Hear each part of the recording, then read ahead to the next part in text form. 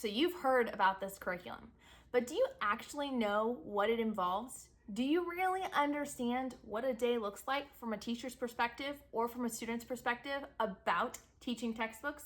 Well, today we're going to cover all of that and more. So let's get started. So first, let's take a look at what it actually looks like for a teacher when it comes to teaching textbook math. For me, every single morning, I open up my computer and I'm immediately met with a progress report email. This tells me exactly what my students have completed the day previously. It tells me what lesson they were working on and what grade they got. This is a fantastic way, especially as a busy mom of 6 kids, for me to keep tabs on what my kids are doing without having to log into a portal. I look over the grades that they have, and then if there are adjustments needed, for instance, if a child comes in with a 75, I know that there is something that they were really struggling with.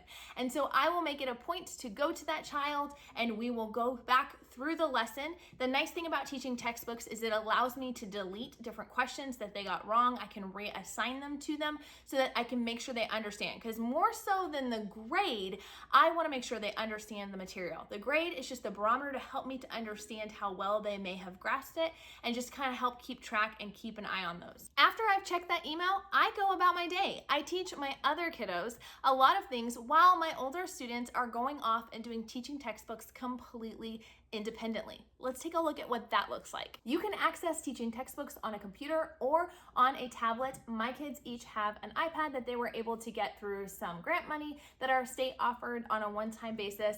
And so because of that, they can take it in the car on the go with them. They can take it to their rooms, or they'll do it in the living room at the dining room table, and they're able to jump into their lessons. Each lesson starts out with a video-based lesson explaining how to do that concept. There are fun drawings and illustrations incorporated in there, and it's in a very easy to understand way. One of the things I appreciate about the curriculum is that you can easily fast forward or rewind if you missed a concept, and it is interactive. So a child can't just completely zone out and miss everything that's being taught, because throughout the actual teaching of the lesson will pause and ask them to fill in a blank to make sure that they understand the concept well. After they finish listening through that lesson, they will start their problems. They usually have 4 or so practice problems, and this will give them a sampling of different types of problems they're going to see in the lesson. These do not count towards their grade for or against, so it's a great way to kind of get their feet wet. And I always tell my kids, if you get a practice problem wrong, make sure that you understand why you got it wrong so that you're able to keep that from happening later on in the lesson. They can easily do this because when they get a practice problem wrong, or any problem wrong for that matter, it will give them the option to try again one more time, unless it's true or false or multiple choice. With those, you only get one shot. But afterwards, you are able to watch the solution to see how to do it correctly. I tell them it's important that you understand where the breakdown was, and they do a really good job of sitting through and watching and listening. And when they don't, I can usually tell, and we will go over it together. They will then complete the rest of the questions within the lesson. There's usually around 20 or so, anywhere from 20 to 24 on a typical basis, and they will complete these questions, which are a mixture of review and new concepts. I really like the fact that they reinforce a lot with a lot of review that helps your kids build that confidence and make sure that they fully master the different problems and the different things that they are learning. They have a scratch pad that my kids like to access, especially on the tablet, where they can write out and have their scratch paper there. And best yet, it actually saves what they do on the computer. So when I come back later, if I need to help them with something, I can open up their scratch pad and see how they got to their answer, and it's not been erased. One of my students' favorite parts about the experience is that they do get instant feedback. I have several kiddos who have ADHD,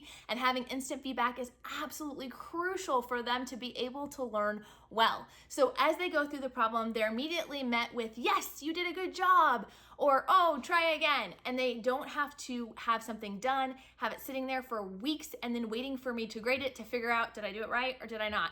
And it keeps us from having bad habits being formed. Of course, my kids love the customization features of being able to add sound effects or not, have different stickers or different wallpapers and backgrounds, but I do limit that to being something they can only do after they have completed a lesson. So once they've completed a lesson, they can go in and change those things so that they'll be set for tomorrow, but it keeps them from getting distracted. If they do get distracted, however, by all of those fun bonus features, you as the parent have the ability to turn all of that off, which is a nice little tip if needed. But I mentioned that I'm off teaching and my kids are doing their math independently. Does that mean there's all there is for the day? It's just checking that quick email as a parent? No.